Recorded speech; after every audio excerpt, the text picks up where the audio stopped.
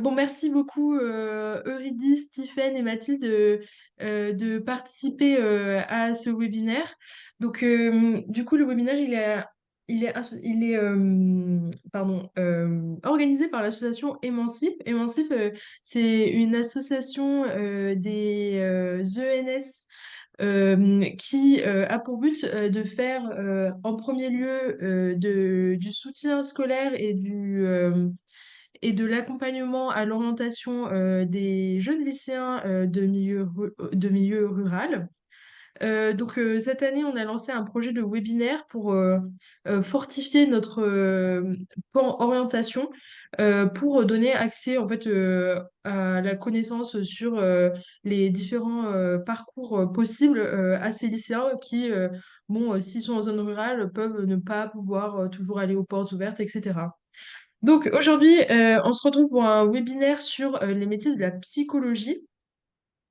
Donc n'hésitez pas à poser vos questions dans le chat. Et à la fin, on aura un petit temps questions et réponses où vous pourrez directement interroger les intervenantes. Donc voilà, il est possible de les interroger directement, mais si vous êtes timide, vous pouvez écrire dans le chat, c'est très bien aussi. Donc, je vais laisser chaque intervenante se présenter si vous voulez bien. Euh, Mathilde, vas-y. Ok, alors bonjour à toutes, enfin à tous d'ailleurs. Donc je suis Mathilde, j'ai 21 ans et je suis actuellement en première année de master de sciences cognitives à l'École normale supérieure PSL, donc à Paris. J'ai un parcours un peu atypique parce que donc je fais désormais des sciences cognitives, donc des sciences, alors que j'ai fait avant cela un parcours plutôt littéraire. J'ai fait 3 années de prépa ABL au sein de l'Institut Stanislas de Cannes. Donc voilà pour la présentation globale. Super, merci beaucoup Mathilde. Tiffany, est-ce que tu peux présenter ton parcours, s'il te plaît? Oui, bonjour. Du Présenter coup, rapidement. je m'appelle Tiffaine. Je suis psychologue du ministère de la Justice, actuellement à la protection judiciaire de la jeunesse. J'ai 26 ans et voilà, je vous expliquerai un peu plus en détail mon parcours au niveau de ma licence et de mon master. Mais voilà, j'exerce depuis septembre dernier. Ok, super. Eurydice? Alors bonjour, je m'appelle Eurydice, j'ai 23 ans et là je suis en deuxième année de master économie et psychologie. Et après, et avant, j'ai fait une licence en psycho. Donc, voilà. Ok, bah merci beaucoup pour cette description rapide. Donc maintenant, je vais vous poser des questions pour qu'on prenne plus en profondeur votre parcours. Donc, d'abord, je vais vous demander de décrire votre filière d'études. Donc, Eurydice, tu t'affiches toujours à mon écran, donc on va commencer par toi si ça va. Donc, est-ce que tu peux nous présenter en détail ta filière? Est-ce que tu peux nous expliquer donc voilà le contenu des cours, le rythme de travail, tout ça, s'il te plaît. Ok, alors du coup, moi, je suis en master éco-psy. C'est un master vachement axé sur la recherche.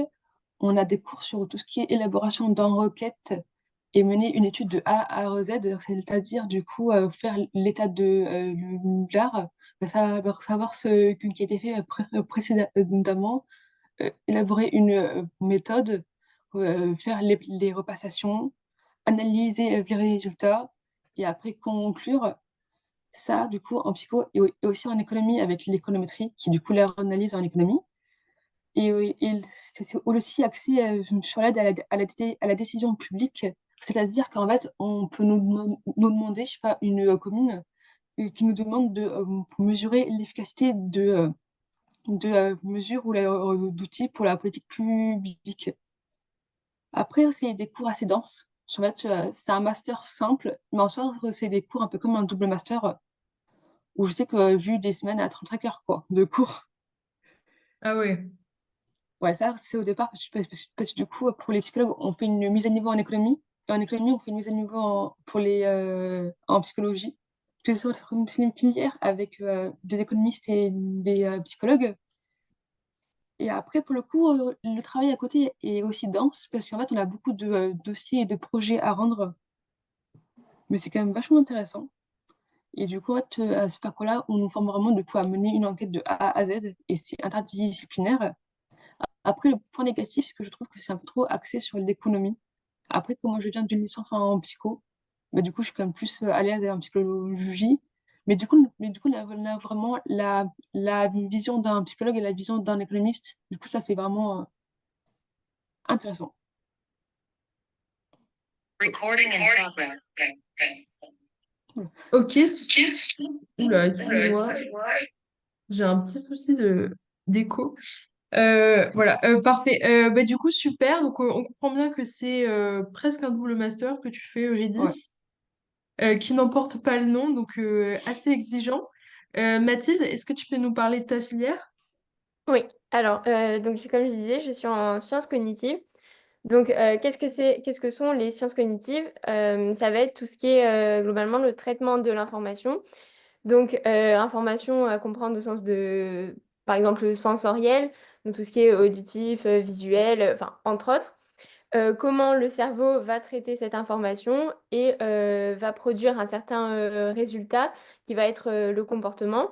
Et donc le but en sciences cognitives, ça va être de comprendre ce traitement de l'information à travers une multiplicité d'approches. Donc ça va aller donc, des neurosciences à la psychologie cognitive, la philosophie de l'esprit, modélisation cognitive, intelligence artificielle. Quoi d'autre? Et oui, sciences sociales cognitives. Donc ça va être plutôt avec les approches évolutionnistes.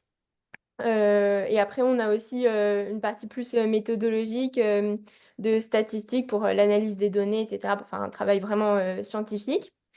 Donc voilà globalement ce que je fais en sciences cognitives. Après, en termes de rythme de travail, etc. Donc, au sein du master, c'est assez, je dirais, léger. On a une quinzaine d'heures de cours par semaine, ce qui est tout à fait raisonnable et nous laisse le temps de faire d'autres activités, de revoir nos cours, etc. Au deuxième semestre, c'est aussi 15 heures de cours, mais avec un stage en plus, donc de 10h30 par semaine, bon, ce qui est assez raisonnable aussi.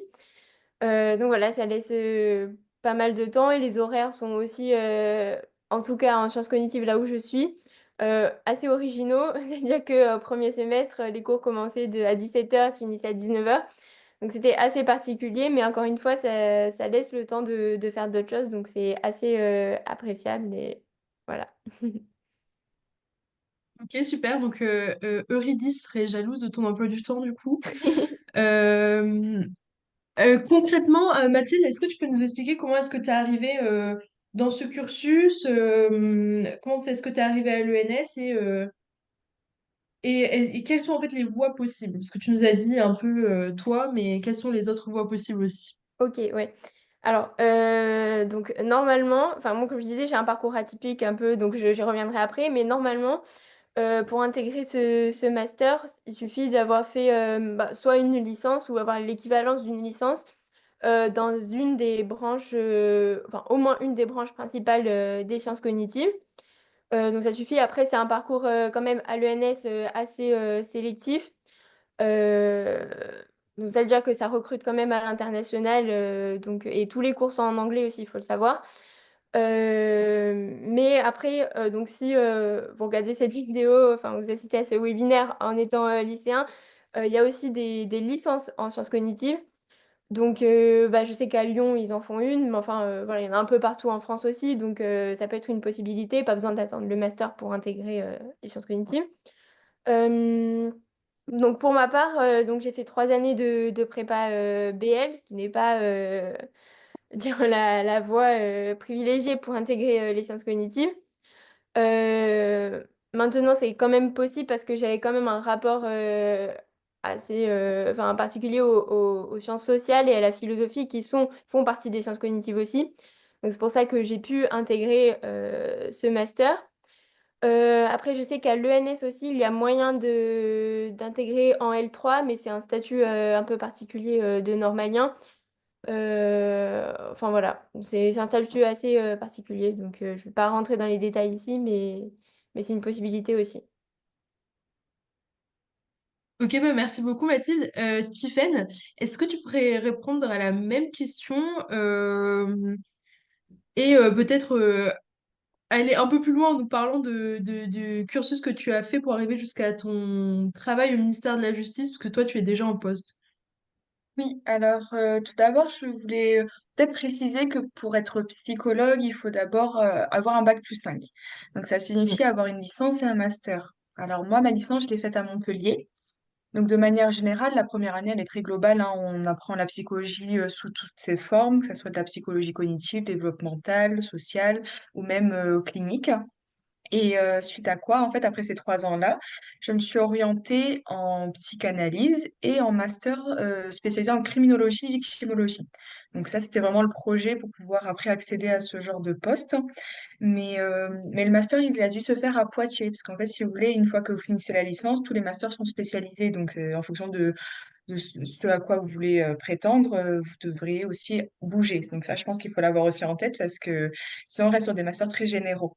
Donc voilà, donc à Poitiers, criminologie, victimologie, ça consiste à avoir un double cursus, à la fois un cursus de droit pénal et un cursus de psychologie.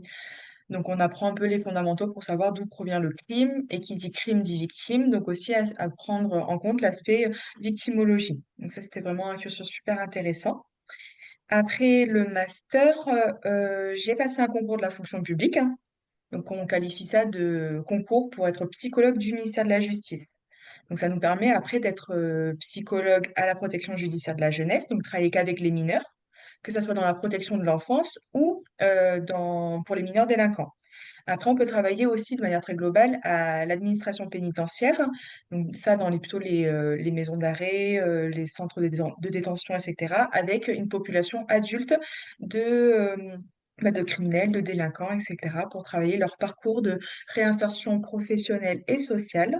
Voilà, de manière assez globale. Je ne sais pas si j'ai été très dans le global ou est-ce que vous voulez que je précise un peu.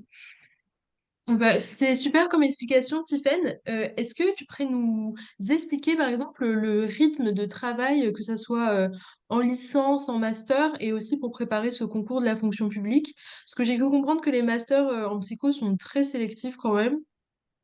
C'est ça.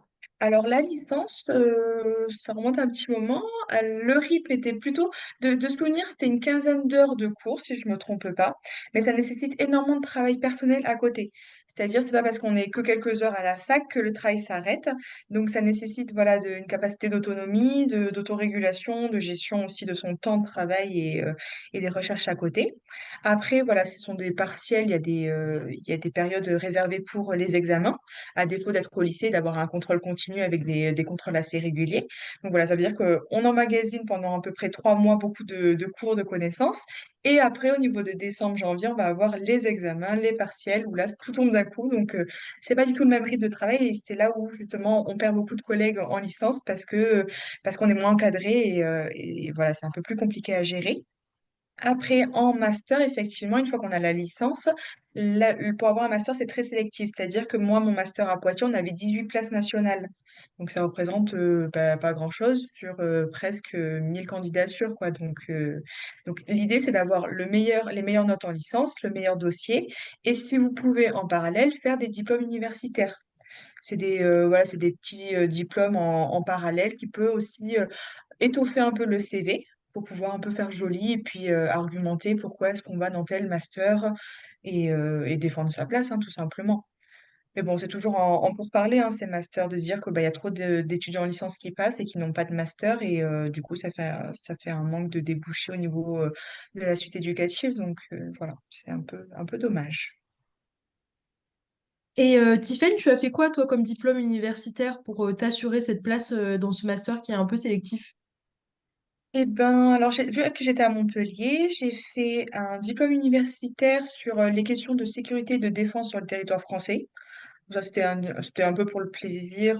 Voilà, c'était de manière très globale. Donc, on voyait tout ce qui était force de l'ordre, tout ce qui pouvait graviter, en tout cas, pour la protection de la population, les pompiers, la gendarmerie, l'armée, etc.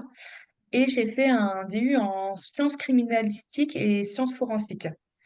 Donc, tout ce qui est D'accord. scène de crime, balisage, tout ça, enfin, c'était très intéressant. Et puis, c'est le côté un peu atypique parce qu'on ne le proposait pas partout. Donc voilà, j'ai fait ce choix-là. Après, beaucoup de stages aussi. Si vous pouvez en faire au maximum dans la licence, c'est le plus conseillé. Et puis après, ça peut même être des petites conférences par-ci, par-là. Aussi, ça peut aussi étoffer l'intérêt que vous avez autour de la psychologie et puis des problématiques aussi. Ok, bah super. Merci beaucoup, Tiffany, pour cette explication. J'ai une dernière petite question sur ces diplômes universitaires. Donc, tu as dit qu'ils dépendent en fait de la fac. Enfin, en fonction de la fac, il y a certains diplômes universitaires et pas d'autres. Est-ce que c'est quelque chose que tu avais pris en compte quand tu as choisi ta fac ou pas du tout? Alors non, pas du tout. Enfin, disons que je suis originaire de Montpellier, donc la licence de psychologie de Montpellier, on dirait, un but à moi. Mais effectivement, les diplômes universitaires dépendent des universités, c'est-à-dire que, en fait, les diplômes que j'ai passés appartenaient à la fac de droit et non pas de la fac de psychologie. Donc, c'est pas parce qu'on est en psychologie qu'on ne peut pas aller gratouiller des diplômes universitaires dans toutes les autres filières.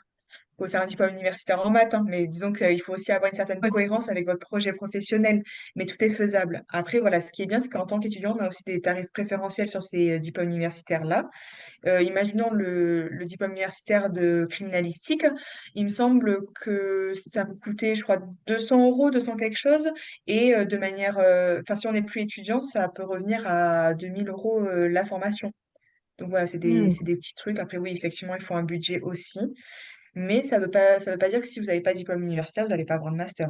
Disons que voilà, c'est toujours pareil. C'est pas besoin, mais ça fait toujours plus joli, on va dire, sur le CV. Ok, bah super, merci beaucoup pour ces explications, Tiffen. Mathilde, tu t'affiches en premier sur mon écran à nouveau.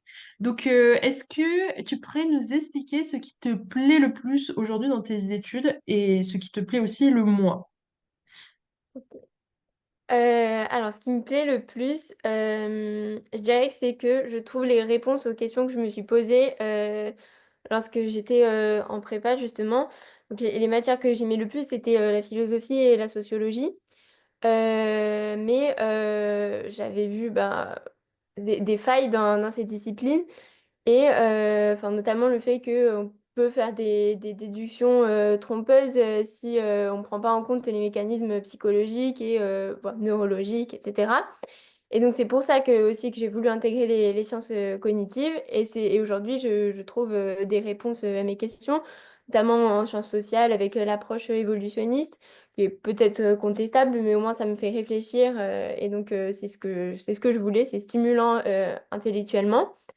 Voilà. Ce qui me plaît le moins, bah, je dirais que c'est pas en rapport forcément avec le contenu de la formation en elle-même, mais c'est plus que c'est une approche qui change de celle que j'avais justement en prépa, qui était plutôt littéraire.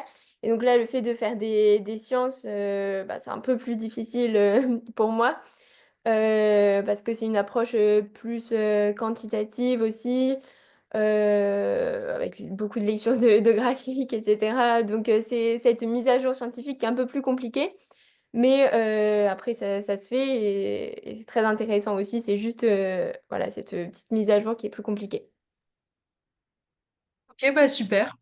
Merci beaucoup pour ton explication. Mathilde, je sens que les propos de Eurydice vont te rejoindre parce que j'ai l'impression que elle, c'est l'économie qui lui plaît moins. Eurydice, est-ce que tu peux nous dire ce qui te plaît le plus et ce qui te plaît le moins aujourd'hui dans tes études? Le plus, c'est vraiment l'aspect psychologie sociale et cognitive. Après, là, nous, on fait plus la psychologie sociale avec du coup les incitations et vraiment tout ce qui est relié à la psychologie sociale. Après, moi, ce qui me plaît le moins, c'est vraiment le surplus d'économie. En fait, ma filière, on a 80% d'économie et 20% de psycho, alors que c'est un master écopsie, bon ça c'est autre chose. Mais on veut dire que on nous forme beaucoup en économie, mais même trop. Ce qui fait que du coup, en fait, les gens qui viennent d'économie n'ont pas forcément la manière de penser que d'un psychologue. On prend en compte le contexte et les facteurs du coup externes et internes aussi. Alors du coup, ça c'est un peu dommage. Mais après là, pour le coup, je trouve que c'est quand même une filière qui est quand même vachement enrichissante. Parce qu'en fait, on voit vraiment plein de différentes choses comme l'économétrie. J'avais un cours sur l'économie de la justice et de l'équité, et c'était vachement intéressant. Ok, bah merci beaucoup Eurydice. Donc ok, super. Bon, alors Eurydice, si tu veux bien, on va continuer avec toi. Je vais te proposer un petit exercice de transposition, un petit flashback. Donc je vais te demander de te remettre dans la peau de l'élève de terminale que tu étais il y a quelques années. Et je vais te demander de nous expliquer, en fait, qu'est-ce qui a fait que tu as fait le choix de la licence de psycho? Enfin, sur quel argument tu t'es appuyé? Est-ce que tu t'es appuyé plutôt sur tes points forts, tes points faibles, plutôt tes centres d'intérêt, plutôt une aide extérieure? Voilà, est-ce que tu peux nous dire tout ça, Eurydice, s'il te plaît? Alors du coup, en terminale, j'ai fait le choix d'une licence en psycho. Parce qu'en fait, je ne savais pas vraiment quoi faire. Mais en même temps, je savais que là, le comportement humain m'intéressait vachement et apprendre aussi à mieux comprendre l'autre. Et en fait, que du coup, ouais, le fait que là, je sois quand même assez sociable et que j'aime beaucoup aller vers l'autre et du coup discuter et tout ça, ouais, ça m'a plus orienté en psychologie. Puis du coup, je me suis dit, ben, en soi, ouais, l'être humain est quand même vachement complexe. Et en fait, il y a des mécanismes internes qu'on ne comprend pas forcément. Et du coup, bah, c'est intéressant de les comprendre. Du coup, c'est aussi pour ça que je me suis orientée vers la psychologie. Et que parce que aussi, c'est une licence qui, en fait, même si après on ne continue pas en psycho, ben, ce qu'on apprend en licence, ça nous servira toujours, en fait. Du coup, voilà pourquoi j'ai choisi. Ok, donc toi, c'était plutôt les centres d'intérêt et ta Ouais, personnalité, quoi, hein, qui t'a c'est ça. guidé dans ton choix. Ok, bah super. Tiffany, est-ce que tu peux répondre à la même question, s'il te plaît? Ça a bugué, j'ai pas entendu. Ah, alors la question c'est quand tu étais une élève de terminale, Ah oui, d'accord, qu'est-ce qui a fait... j'avais la question. J'avais pas compris que tu voulais me Ok, redemander la question. Alors en terminale, c'était pas du tout le projet d'aller en psychologie. L'idée, c'était plutôt de rentrer en police gendarmerie. Donc en fait, je me suis dit pourquoi pas police scientifique parce que je sortais d'un bac scientifique et je me suis orientée en fac de droit pendant 2 ans. Et je me suis rendu compte que j'ai perdu tout le côté scientifique en fac de droit. C'était très littéraire, c'était très carré, le droit, donc ça m'avait pas plu. Donc, j'ai arrêté ma licence de droit et je me suis cherchée pendant 2 ans. Donc, je suis allée travailler. Je faisais un petit emploi en attendant. Et c'est là où je me suis dit, mais pourquoi pas psycho? Parce que ça m'a toujours trotté dans la tête. Il y a toujours un truc qui m'a dit, mais la psycho, ça m'intéresse. Et ben, je rejoins Eurydice dans le sens où bah, comprendre les relations humaines, les sciences, voilà, les sciences humaines aussi. Et je me suis lancée en licence de psycho. Et là, en fait, en première année, je me suis dit, bah, c'est exactement ce que je voulais faire. Mais pour rattraper mon projet initial, je me suis dit, bah voilà, je vais aller en criminologie. Donc disons que depuis la licence 1, j'ai orienté tout mon projet pour aller dans mon master que j'ai eu. Mais voilà, le projet s'est construit au fur et à mesure. Donc enfin, je tenais quand même à dire aux lycéens, si jamais vous choisissez une filière de licence initialement et qu'après vous vous rendez compte que ça vous plaît pas, mais c'est pas un souci en fait. C'est pas, vous n'allez pas perdre des années, ça vous apprendra toujours une certaine rigueur, notamment le droit. Moi, ça m'a permis d'avoir ce côté où je travaillais énormément, parce que le droit, ça nécessite énormément de travail. Et après, arrivant en licence de psycho, bah, c'était un peu moindre, mais ça m'a permis d'acquérir voilà, de la rigueur et du sérieux dans mon travail personnel. Mais que c'est pas une fin en soi, c'est-à-dire on peut toujours rebondir. Si vous testez la licence de psycho et puis au bout de la première année, vous dites c'est pas fait pour moi, bah, c'est pas grave. Après, il y aura d'autres filières qui sera adaptées. C'est pas un choix, voilà. Mais après, une fois que vous savez où vous allez, je pense qu'une question de motivation par rapport au projet, c'est ce qui nous permet de réussir finalement les études, c'est de savoir où on va et pourquoi on fait ça. Bah super pour ce conseil, Tiffen. En plus, j'ai l'impression que c'est quelque chose qui revient beaucoup dans nos webinaires. En fait, on a beaucoup de gens qui me disent bah, je me suis réorientée. Voilà, parce que c'est pas toujours facile hein, quand on est si jeune de choisir des études. Et c'est un très bon conseil. Merci beaucoup, Tiffen. Mathilde, est-ce que tu veux bien répondre à la même question, s'il te plaît? Oui. Alors du coup, au lycée, je ne connaissais absolument pas les sciences cognitives. Et enfin, en fait, c'était assez clair pour moi que je voulais faire une prépa BL. Et je m'étais dit, jamais je ferai de sciences, en fait. C'était non. Et donc je voulais faire une prépa BL parce que ça reprenait toutes les disciplines qui m'intéressaient le plus, hormis les sciences. Mais donc, comme je disais précédemment, c'est une fois dans la prépa BL que j'ai eu certaines réflexions dans certaines matières qui m'ont poussé justement à vouloir retrouver ce côté plus scientifique pour trouver vraiment un fondement aux réflexions. Et donc c'est pour ça que lorsque je cherchais des portes de sortie de la prépa, parce que bon, malgré tout, les concours sont hyper compliqués, donc il y a très peu de place, etc. Donc il faut quand même trouver des portes de sortie. Et donc je suis retombée sur ce master de sciences cognitives et je me suis dit, bah tiens, pourquoi pas.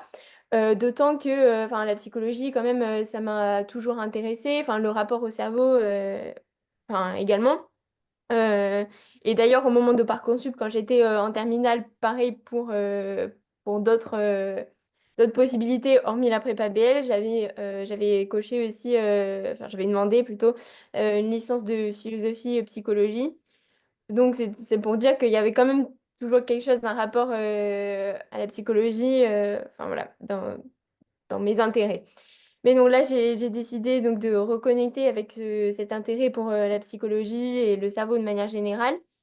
Et les sciences cognitives étaient parfaites pour moi dans la mesure où je pouvais remettre à profit mes enseignements de BL et bah, recouper avec cette envie de comprendre le fonctionnement de la psychologie humaine, etc.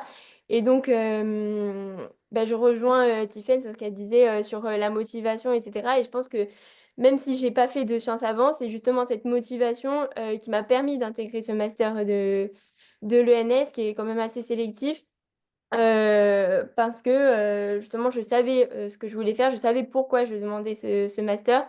Et je pense que c'est ce qui a fait la différence avec d'autres candidats qui avaient peut-être plus de prérequis, je dirais, dans tout ce qui est sciences cognitives, psychologie, etc. Mais qui restaient peut-être plus généraux et qui savaient moins ce qu'ils voulaient faire. Donc voilà, je dirais que c'est ça mon parcours en fait. Super, bah merci beaucoup Mathilde. En tout cas, on voit que pour toutes les trois, il y a quand même eu un intérêt dès le lycée qui a pris plusieurs chemins ou peut-être, mais vous êtes toutes les trois retombées sur vos pattes. Donc super, merci beaucoup Mathilde. Euh, Eurydice, est-ce que tu peux nous dire si entre ce que tu t'imaginais quand tu étais une lycéenne en terminale, de la vie étudiante et de ton parcours, est-ce que c'est conforme à tes attentes ou est-ce que c'est au contraire très différent? Alors, pour le coup, là, après le lycée, ben, là, du coup, en intégrant pour une licence, ben, là, le fait d'être un peu plus libre, ben, ça répondait du coup à mes attentes et plus gérer mon temps comme je le souhaite. Après, pour le coup, dans la vie étudiante, je ne suis pas active. Pour le coup, genre, j'allais vraiment à la fac et je repartais. Mais après, on va dire ce qui est différent, c'est que je m'attendais pas peut-être à autant de rigueur. Parce qu'en soi, on a peu de cours en licence. Le travail à côté est quand même vachement conséquent. Et au départ, je ne me rendais pas compte de la charge. Il y a de la discipline qu'il faut avoir. Pour le coup, vraiment, genre, je sais pas, on a cours que là, 3 jours par semaine. Mais les autres jours, il nous faut travailler, quoi. Alors qu'on se dit, c'est bon, c'est la fac, on est tranquille. Mais non, il faut vraiment travailler et continuer. Après, non, après, globalement, c'est vrai qu'on a à peu près, genre, c'est pas peut-être trop différent de ce à quoi je m'attendais. Ok, donc là, fausse idée du coup sur la fac, oui, idée reçue, on travaille pas et en fait, c'est faux quoi. Oui. Et il y a du taf. Ok, super. Tiphaine, toi, est-ce que du coup c'était conforme à tes attentes, même si bon, du coup, tu as changé de filière, donc j'imagine pas trop. Alors moi, je savais qu'on avait peu de cours et beaucoup de travail perso, mais entre ce qu'on croit et ce qu'on fait, c'est un peu différent. C'est-à-dire qu'on a beaucoup de temps. Au début, on se dit, bon, ben, on vient d'avoir 3 cours, on peut se profiter un peu du temps qui nous reste, sauf qu'en fait, on accumule beaucoup, beaucoup de retard rapidement. Donc ça, il fallait aussi en prendre en conscience et ce retard-là, on s'en rend compte qu'au niveau des partiels, c'est-à-dire que ben pendant 3 mois, on va en cours et puis on se dit bon bah j'ai compris tout ça et puis arrivé au partiel, on se dit au fait il y a beaucoup de choses à apprendre. Donc je pense être rigoureux et régulier, c'est un peu la clé de la fac. Parce que, en fait, c'est dur aussi de voir ce que les profs attendent de nous. C'est-à-dire que pendant 3 mois, on va avoir des cours sans forcément attendre, savoir ce qu'on va nous demander au partiel. Donc, on va réviser, on va faire des recherches de notre côté, puis approfondir les connaissances, sans vraiment savoir jusqu'où on peut aller approfondir, si c'est trop, si c'est pas assez. Et c'est là où le curseur est un peu difficile. Après, au niveau des attentes, je pensais que les profs allaient être aussi plus présents pour nous. Sauf qu'en licence, on arrive sur des promos de 500, 600 élèves. Donc, les profs ont aucun temps pour nous. C'est-à-dire que on peut leur poser quelques questions en cours et encore, on peut pas forcément retarder le cours magistral pour 600 élèves. Et puis, on peut poser des questions à la fin du cours au prof. Mais pareil, parfois, le prof, il est pressé, il s'en va. Enfin, on a plus de proximité avec les profs. Ça aussi, c'est quelque chose qui est assez difficile. On a l'impression d'être juste livré à nous-mêmes. Mais, euh, mais après, au niveau des attentes en licence 1, je m'attendais pas non plus à ce que la licence soit aussi générale. On voit de tout, on est évalué sur tout. Et c'est qu'à partir de la licence 2, 3 qu'on commence à spécialiser vers notre projet. Mais on n'est pas vraiment accompagné non plus. Donc, ouais, il y a ces petits couacs qui font que on apprend à gagner en autonomie et puis aller chercher nos informations et nos réponses là où on peut finalement. Ok, super. Donc, j'imagine que ça permet de grandir rapidement aussi, ce genre de cursus. Alors, c'est un peu à double tranchant. Soit on grandit et puis on y arrive, soit on se laisse vite embourber par le système des licences et puis on perd le fil, en fait. C'est un peu, voilà. Mais l'avoir en tête, je pense que ça peut aider à l'appréhender un peu plus facilement. Hmm. Merci beaucoup pour ta réponse, Tiphen. Mathilde, qu'est-ce que tu en penses? Est-ce que toi, c'était conforme à tes attentes? Bah alors, pour le coup, moi, je trouvais que c'était quand même comme rythme de travail assez léger, je dirais. C'est vrai qu'après, faut travailler, etc., de son côté. Mais je trouve que quand même, ça nous laisse vraiment pas mal de temps pour profiter aussi de la vie étudiante, parce que je pense que c'est important aussi pour se sentir bien, pour se sociabiliser, pour faire des activités autres. Voilà, enfin, je pense que c'est quand même important dans l'équilibre, et c'est celui que j'ai trouvé, en tout cas cette année, là, déjà en master. Voilà, donc je suis à la fois active dans l'association Émancipe, justement. Et aussi, bah, j'ai pu reprendre la danse grâce à un club de danse de l'ENS. Ça représente de 4 à 6 heures par semaine, ce qui est quand même beaucoup. Mais en même temps, je pense que c'est essentiel pour l'équilibre. J'en avais besoin, et je pense qu'après, on est comment dire, plus disponible pour travailler correctement les cours aussi. Donc, je dirais qu'en fait, c'était pas conforme à mes attentes, mais dans le bon sens. C'est-à-dire que je pensais pas avoir autant de temps pour profiter de ma vie étudiante. Et ben, c'est le cas finalement, et je m'en sors quand même bien avec les cours, enfin, en termes de résultats, etc. aussi. Donc je pense que voilà, c'est juste un équilibre à trouver, pas être dans l'excès soit de cours, soit de vie étudiante, évidemment. Voilà, je pense que c'est vraiment la clé de la réussite. Pour moi, c'est l'équilibre. Et voilà, si on peut se le permettre, c'est très bien. Et Eurydice, pardon, Mathilde, euh, et la prépa BL, est-ce que ça, c'était conforme à tes attentes ou pas? La prépa BL, alors oui, c'était conforme à mes attentes, mais pour le coup, c'était très difficile. Dans le sens, Mm. en termes justement de charge mentale constante, pour le coup, j'avais plus le temps de faire d'activités. J'avais plus rien, j'avais tout mis de côté pour me consacrer à mes études. Ça prenait un temps fou. On commençait à 7h45, on finissait à 17h30, mais après, on avait tout le système de colle, donc c'est-à-dire enfin, ouais, d'évaluation orale, donc souvent le soir. Après, on avait donc ça c'était pendant 5 jours, et après, on avait le DS, donc enfin, le devoir sur table, le samedi, qui en prépa BL prend 6 heures. Donc, enfin, c'est quand même assez compliqué. Et quand on a fini le DS, ben, on repart sur les révisions de cours, etc. pour la semaine. Enfin, c'était un rythme de travail très difficile, mais ça, je le savais. Enfin, quand on vient en prépa, enfin, on s'attend à avoir ce rythme de travail. Mais, euh, mais voilà, c'était quand même assez compliqué, il faut le savoir. Et c'est peut-être justement pour ça aussi qu'aujourd'hui, je profite beaucoup plus parce que j'ai été bloquée, on va dire, pendant 3 ans. Et maintenant, j'apprends à trouver un équilibre pour profiter et en même temps travailler. Voilà. Ok, super.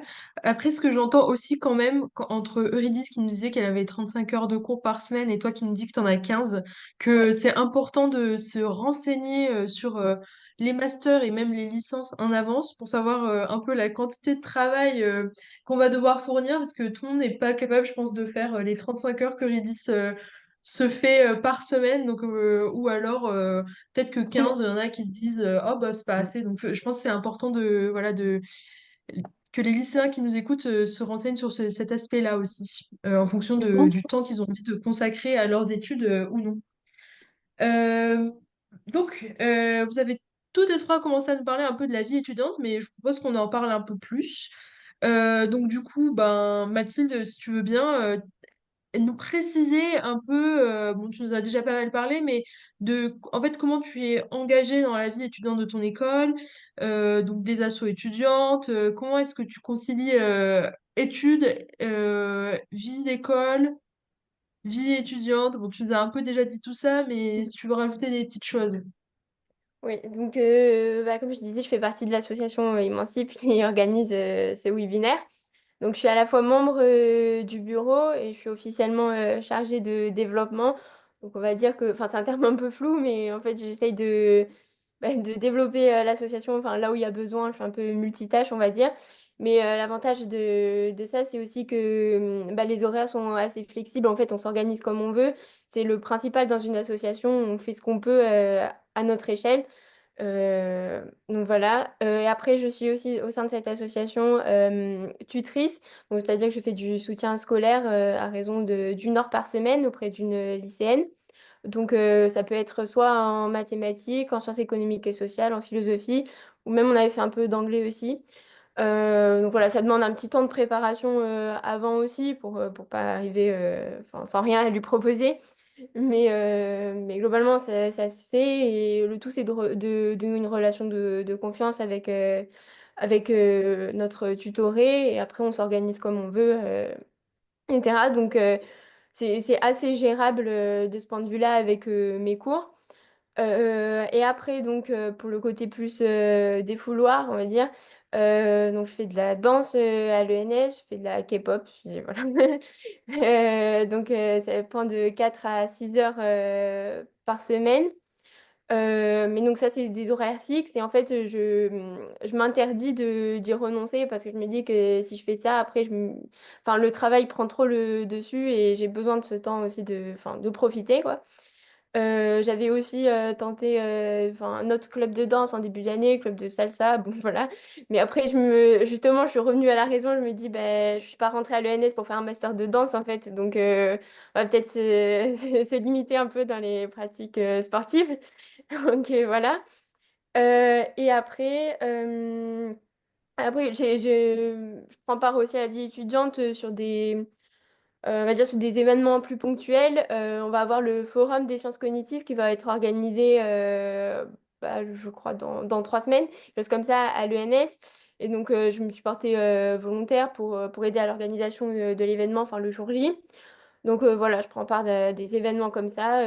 Enfin, ça fait toujours bien et on apprend aussi. Enfin, voilà, c'est des bons moments. Et après, bah, bien sûr, je profite des événements qui sont organisés à l'école, donc tout ce qui est bah, soirée, etc. Je pense que, voilà, enfin, dans la limite du raisonnable, encore une fois, mais je pense que voilà, c'est important d'en profiter pour sociabiliser, etc. Voilà. Ok, super. Donc Mathilde, tu as une vie bien remplie du coup du côté vie étudiante, ça a l'air sympa. Tiffaine, est-ce que tu peux nous expliquer toi comment ça s'est passé pendant tes études, cet équilibre-là? Eh bien, en licence, je me suis laissée plutôt porter par le bureau des étudiants. En fait, chaque filière a un bureau des étudiants qui organise des soirées, des événements, voilà. Donc, en licence, je me suis dit, bon, ben, je le connais pas trop. Donc, en fait, on s'est permis d'aller à quelques soirées de rencontres. Pareil, on a pu organiser des rencontres tuteur-filleul. En gros, ça permet aussi d'avoir une référence en psychologie, mais d'étudiants, que ce soit en licence 2 voire 3. Et ça permet aussi, voilà, qu'ils nous donnent notre retour, de partager leur expérience et d'avoir un point de repère quand même sur la continuité de nos études.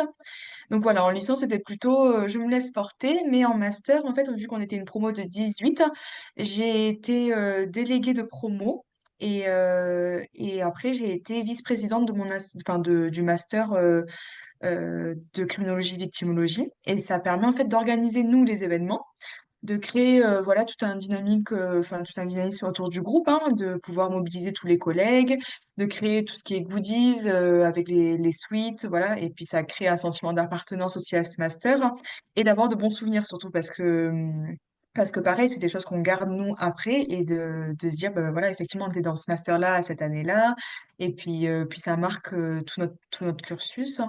Après, en termes d'équilibre personnel, j'ai toujours continué le sport aussi à côté. Ça me permet aussi d'évacuer bah, toute la tension qu'on peut accumuler en tant qu'étudiant, hein. Mais je trouve que c'est important, comme l'a dit Mathilde, hein, de trouver son équilibre entre le perso et les études. Parce que oui, effectivement, les études, ça prend beaucoup de temps, mais si on oublie le perso, on ne tiendra pas sur la durée, en fait. Et c'est là où c'est un peu un marathon, on va dire. Donc, vaut mieux prendre soin de soi pour pouvoir après prendre soin des autres. Ok, bah, parfait, merci beaucoup, Tiffany. Eurydice, donc tu nous as dit que toi, tu participais pas trop à la Non. vie de ta fac, mais j'imagine que tu dois quand même faire d'autres choses, voir tes amis, Oui. etc. Comment cet équilibre-là se fait pour toi? Est-ce que tu fais du sport? Dis-nous tout. Alors, pour le coup, en licence, j'ai genre, alors vraiment zéro vie étudiante. Parce que comme moi, je prends le train pour aller à la fac, ben, du coup, ben, là, j'avais aussi mon temps de trajet. Mais après, on va dire que après, je sortais quand même avec mes amis. Mais je dirais que c'est plus un master où ça s'est du coup plus développé. Parce que après, là, pour le coup, le premier gros semestre, ben, du coup, avec mes 35 heures, ben, je pouvais rien faire et je me suis laissée bouffer par le travail. Et après, comme on avait moins d'heures, ben, du coup, on a pu plus sortir avec promo. Moi, du coup, j'ai recommencé à danser. Je suis des cours de contemporain et je danse aussi de mon côté. Et après là, du coup, des sorties avec mes amis ou ma promo, parce que du coup, en master, comme on est une petite promo, comme l'a dit Tiffen, en fait, les liens, ils se créent beaucoup plus vite et c'est beaucoup plus simple d'organiser quelque chose, quoi. Et oui, après, du coup, le sport, les amis, vraiment trouver un équilibre. Parce que du coup, là, je pense que là, quand on est étudiant, c'est le plus important. Du coup, vraiment équilibrer pour la vie perso, le travail et aussi des moments pour un peu souffler. Parce que quand les partiels arrivent, c'est un peu chaud. Ok, donc super. Donc, en tout cas, le conseil général, c'est garder une petite place pour sa vie personnelle pour rester équilibré. C'est ça que je retiens de vos interventions. Et du coup, ouais, toi, dans ton master, finalement, c'était un peu comme la prépa de Mathilde, quoi. Tu as eu une période où tu n'avais pas de temps pour toi, quoi. Non, c'est ça. Parce qu'en fait, l'air le plus compliqué, c'est le premier semestre. Parce qu'en fait, on a plein de cours en économie. Et comme j'en avais pas fait à part au lycée, et c'est pas du tout le même niveau, ben en fait, on a beaucoup de cours et beaucoup de connaissances à intégrer en très peu de temps. Et c'est ça qui est assez compliqué, parce qu'après, au fur et à mesure, ben, les cours, c'est un peu plus cool, mais au départ, il faut vraiment absorber cette connaissance qu'on n'a pas au départ, et c'est ça qui est un peu compliqué, quoi. Ouais, ok. Je vois. Ok, super, merci beaucoup les filles. Donc maintenant, j'aimerais qu'on parle un petit peu de débouchés professionnels. Donc peut-être on va commencer par Tiffen parce que c'est là où c'est le plus clair. Quels sont les débouchés professionnels de ton parcours, du coup, à part le concours de la fonction publique que tu as passé? Et toi, est-ce que tu peux nous expliquer un peu plus ton métier au ministère de la Justice? Alors, quand on rentre déjà en licence de psycho, on nous dit que la psychologie n'a pas de débouché. Alors ça, j'ai envie de vous dire directement, c'est faux. Parce que maintenant, en tant que psychologue, on trouve du boulot de partout. Moi, je me suis spécialisée en clinique, donc je suis psychologue clinicienne. Ça permet en fait de travailler partout, j'ai envie de dire. Que ça soit au commissariat de police, que ça soit à l'hôpital, dans les associations, dans tout ce qui est aide à la personne, en fait, même les EHPAD, on peut trouver des psychologues. Donc, de manière générale, on peut travailler partout et ils en cherchent. Donc, ça veut dire que toutes mes collègues de promo, elles sont en poste actuellement. Et après, si on décide de changer, on peut changer. Après, moi, mon métier actuellement, je suis fonctionnaire. J'ai cette casquette supplémentaire, ça me permet d'avoir une stabilité d'emploi, mais c'est un choix personnel parce que, en fait, pour être dans la protection judiciaire de la jeunesse, on peut pas y passer sans passer ce concours-là. Enfin, on peut être sous contrat, mais pour avoir une carrière là-dedans, enfin, le concours quand même permet une stabilité. Et en gros, ce que je fais, c'est que je m'inscris dans des mesures judiciaires d'investigation éducative. C'est un peu compliqué comme appellation, mais en gros, tout simplement, c'est que je mène une enquête sur 6 mois auprès des familles et des jeunes pour pouvoir voir si les informations préoccupantes qui émanent soit du milieu hospitalier, souvent de l'école aussi, s'avèrent justes ou pas justes. C'est-à-dire que voilà, si on nous dit, voilà, dans cette famille-là, il y a des potentiels risques de maltraitance, et ben nous, on va aller à la rencontre de cette famille-là pendant une durée de 6 mois et on va aller voir si effectivement maltraitance ou pas maltraitance. Ça permet, nous, après, d'écrire un rapport. On l'envoie du coup au juge des enfants et le juge des enfants va prendre une décision. Soit on va placer l'enfant parce qu'il y a un risque de danger au domicile, soit après on va pouvoir mettre une aide éducative en milieu ouvert. Donc ça veut dire que des éducateurs après vont passer au domicile pour pouvoir encadrer après la situation familiale. Donc voilà, ça c'est le versant plutôt civil de protection de l'enfance. Mais après, je travaille beaucoup avec les mineurs délinquants, ceux qui ont commis des délits, tout ça, ou même des crimes. Et l'idée, c'est que voilà, on va essayer de comprendre le passage à l'acte, pourquoi est-ce qu'on en est arrivé là, quelle est la dynamique familiale qui les amène aussi à ce genre de comportement. Et puis l'idée, c'est d'éviter la récidive et puis de les réinsérer professionnellement ou socialement aussi dans un parcours adapté à eux, de manière assez commode du métier. Je ne sais pas si ça avait répondu à ta question, Nelly. Ouais, si, si, c'est très clair, merci, c'est très précis. Moi, j'ai une petite question supplémentaire pour toi, c'est donc la suite de ta carrière, maintenant que tu as ce concours, tu veux persister là-dedans, et comment tu le vois dans 10 ans? Eh bien, pour le moment, j'aime bien la population de mineurs, en fait, des adolescents et des très jeunes. Peut-être travailler en hébergement, parce que là, je suis en milieu ouvert, c'est-à-dire que voilà, je suis dans un bureau. Ce qui est bien aussi avec ce métier-là, c'est que j'avais l'idée préconçue qu'un psychologue, c'est entre quatre murs, ça fait ses entretiens et voilà, c'est tout. Sauf qu'en fait, je suis amenée à faire des visites à domicile, donc en fait, je sors beaucoup, je me déplace sur tout le département, et ça me permet d'avoir cet extérieur-là qui est quand même enrichissant. Donc, plus tard, idéalement, pourquoi pas en hébergement, c'est-à-dire se retrouver dans une structure et avoir des jeunes qui sont placés pénalement dans une structure et de les avoir au quotidien pour pouvoir mener un travail beaucoup plus approfondi auprès de ces jeunes-là en difficulté. Mais après, voilà, si je suis pas fermée, c'est-à-dire si un jour j'ai considéré avoir fait le tour des adolescents et des mineurs, pourquoi pas aller travailler à l'administration pénitentiaire auprès des adultes délinquants et criminels. Ok, super. J'ai encore une petite question, c'est donc tes camarades de promo, qu'est-ce qu'ils font comme métier aujourd'hui? Est-ce qu'ils font comme toi, Alors non, je suis la tes seule à être masters? allée dans ce concours-là. Ouais. Ça veut pas dire qu'elle voulait pas, c'est juste qu'elle se sentait pas forcément prête à passer le concours en même temps le master 2 parce que en fait j'ai tout enchaîné en me disant que bah, je vais optimiser mon temps. Donc effectivement le master 2 a été très très très dense, hein. Mais il y en a qui sont partis au SMPR, donc c'est le service médico-psychologique régional. Donc ça permet en fait d'être au niveau du soin pour les détenus. Voilà. Après j'en ai qui travaillent en psychologue d'EHPAD dans des instituts médico-éducatifs aussi, dans des CESAD. Alors, j'ai plus l'acronyme. Alors ça, il faut savoir aussi que la psychologie adore les acronymes. Donc, Je les ai plus, mais en gros, c'est pour les adolescents avec des déficiences intellectuelles, qu'elles soient majeures ou mineures. Donc voilà, dans tous les cursus scolaires plus adaptés à eux, etc. Enfin, il y en a un peu partout. Après, il y en a qui sont aussi orientés en psychiatrie, donc clinique plutôt générale avec du tout venant, ou les centres médico-psychologiques, où là, vraiment, c'est vraiment du tout venant aussi. Donc, c'est des cliniques très, très larges. Ok, bah super, merci beaucoup, Tiffaine. C'est vraiment trop bien d'avoir quelqu'un qui est déjà dans le monde du travail et qui a une vision plus globale comme ça, c'est super. Euh, Eurydice, quels sont les débouchés, tu nous avais dit un petit peu déjà au début, mais quels sont les débouchés professionnels de ton master? Et toi, qu'est-ce que tu envisages en fait comme métier?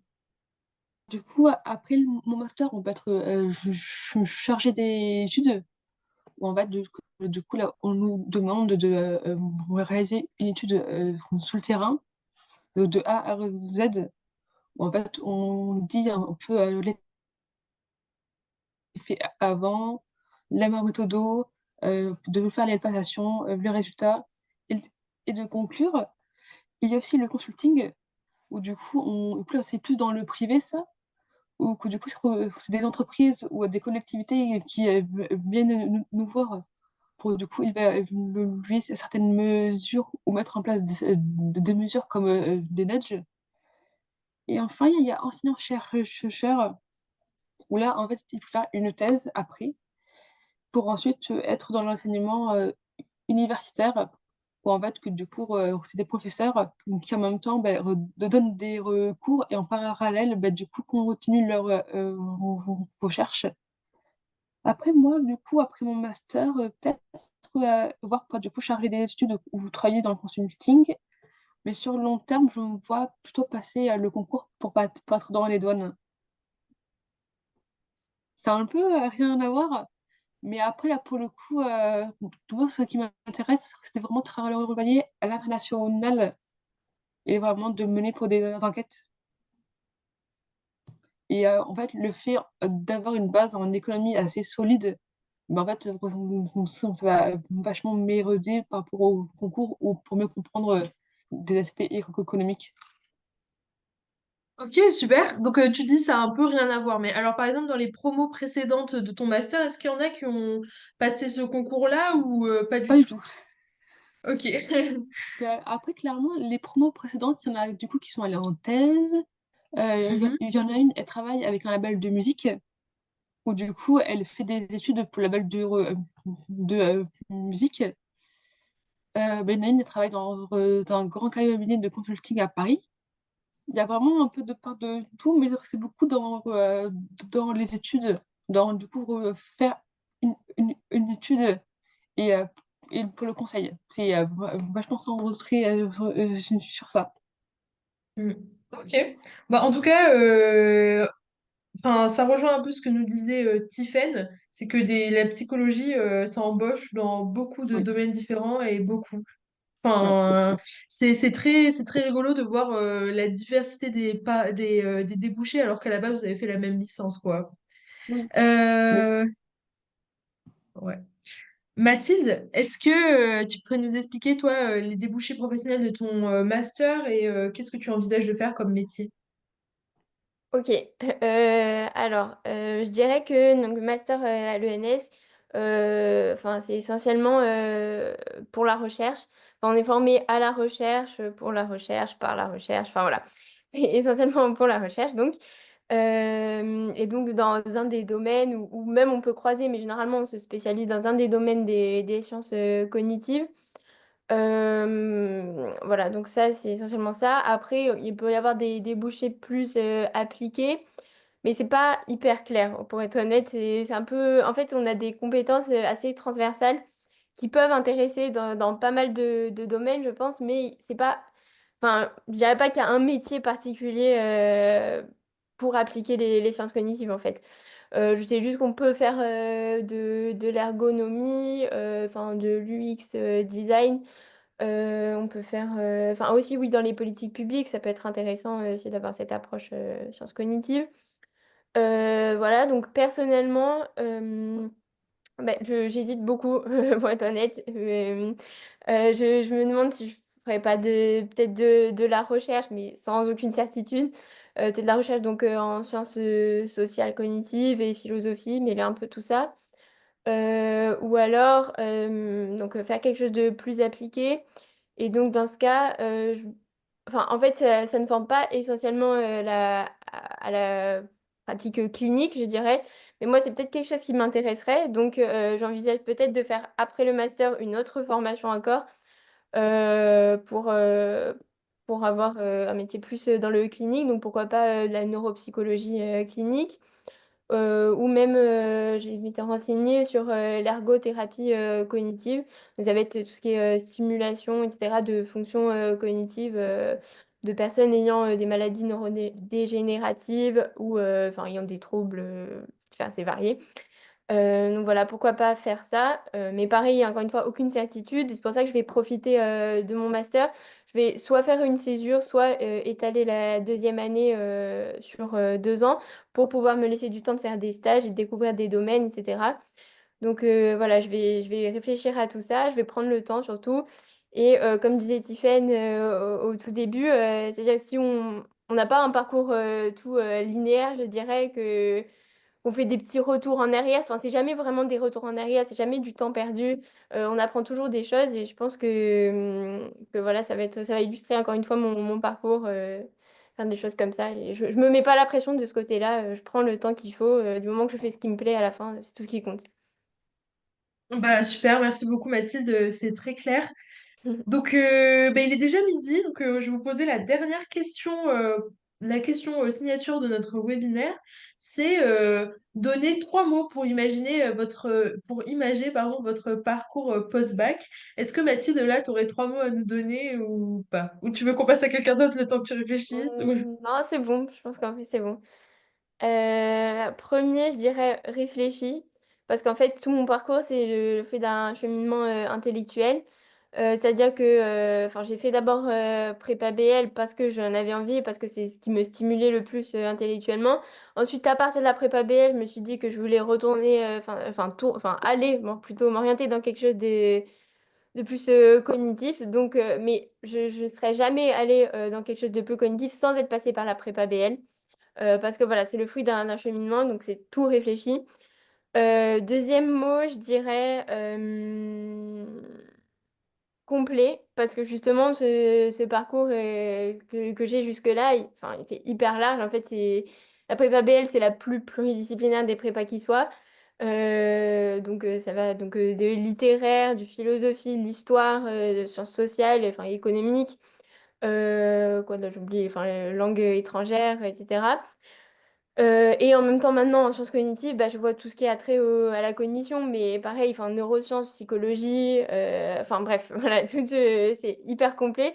Donc aujourd'hui, je peux dire que j'ai un bagage de connaissances assez large et solide, et voilà. Et ça m'amène sur mon troisième mot. Je dirais que c'est quand même une fierté, parce que bah, c'était pas évident pour moi enfin, d'atterrir à l'ENS, sachant que je viens d'un petit lycée globalement de province, on va dire. Après, la prépa que j'ai faite aussi, c'est une prépa de province, donc enfin, c'est pas pareil que les prépas parisiennes malgré tout.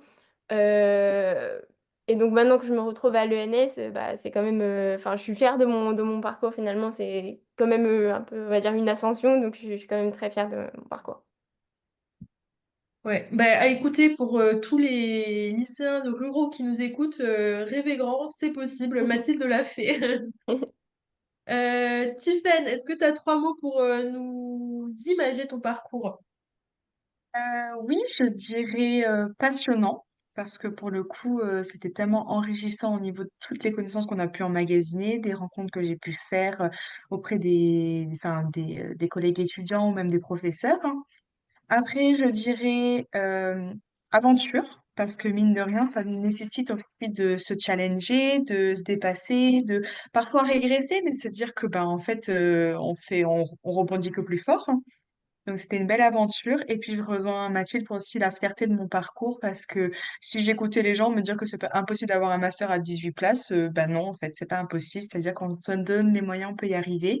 Et puis arriver, en fait, c'est se dire que depuis la licence 1, j'ai un projet et aujourd'hui, c'est concrétisé avec mon métier. Et c'est juste, voilà, c'est juste quelque chose de trop bien. On peut pas rêver mieux, enfin, en tout cas moi. Et je vous le souhaite en tout cas à tous les lycéens de réaliser vos projets, en tout cas, voilà. Bah super, bravo Tiffaine pour ton parcours. Eurydice, est-ce que tu as trois mots à nous donner?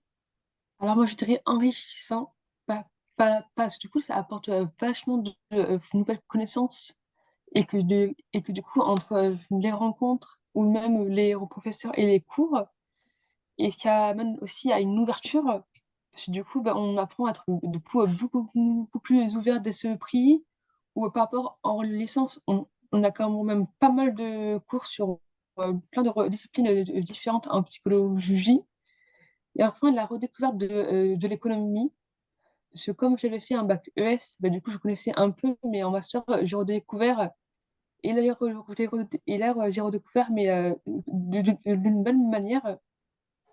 Donc voilà, non, franchement, c'est là, le parcours, ça se construit tout le long de votre cursus.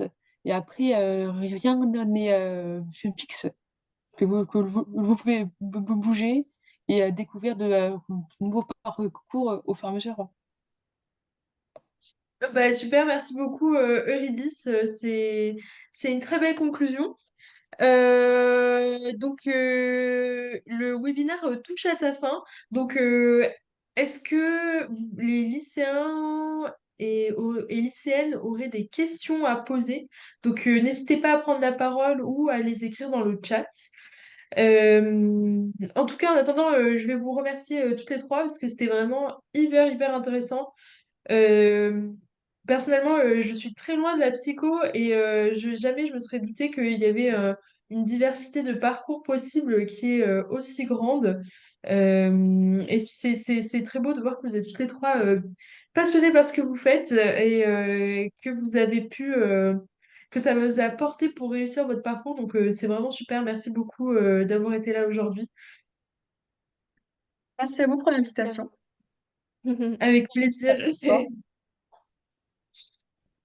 Alors, est-ce qu'on aurait des questions ou c'est bon? Après, si jamais il y a des questions qui arrivent plus tard, en tout cas, moi, je me porte volontaire à répondre par mail ou quoi que ce soit, un élite à mon mail. Donc, s'il y a besoin de transmettre des questions ou quoi, il n'y a vraiment pas de souci là-dessus. Bah, merci beaucoup, Tiffen, c'est super sympa. Donc, vous avez entendu, hein, Tiffen Pareil de mon répondra. côté, hein, si vous voulez. Eh ben, c'est super. Ouais. Merci beaucoup, les filles, de vous porter volontaire pour répondre. Et ben, en tout cas, s'il n'y a pas de questions, ben, je vous propose qu'on s'arrête là. Je vous laisse profiter du reste de votre après-midi, du reste de votre dimanche. Merci beaucoup et bah voilà, je vous souhaite une très bonne journée. Au revoir. Au revoir, merci Merci, beaucoup. au revoir. Ah, ah non, c'est Ah, bon, j'ai cru qu'il y avait une question, mais c'est un merci. Kylian nous dit que c'était très instructif. Merci, Kylian. Merci. Au revoir.